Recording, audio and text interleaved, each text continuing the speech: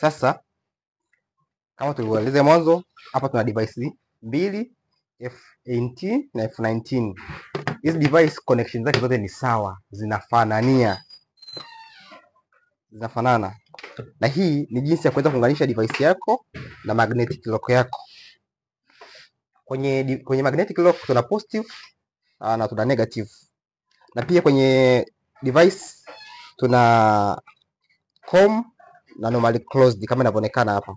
Kwa hiyo inatakiwa tuchukue cable ya normally closed na COM. Na hapa tuna cable ya power positive na negative kutoka kwenye power supply yetu. Hakikisha unapofanya connection hizi zote unakuwa umezima power, ili kuweza kuunganisha magnetic lock na device. Unachukua positive ya power supply na positive ya magnetic lock unaunganisha.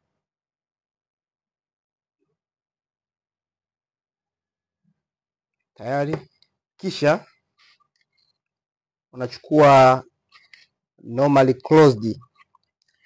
Angalia normally closed cable yetu ambayo ni 1 2 3 4 5 6 7. 2 3 4 5 6 7. Hii hapa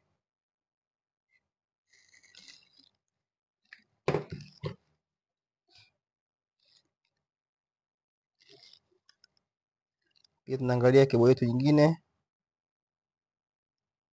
2 4 5 6 7. Hii hapa tuna normal closed na tuna COM. Cha kufanya, unachukua cable yako ya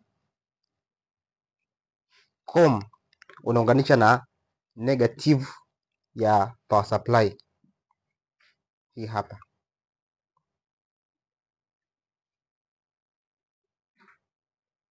Kisha unachukua cable yako ya COM unaunganisha na negative ya magnetic lock.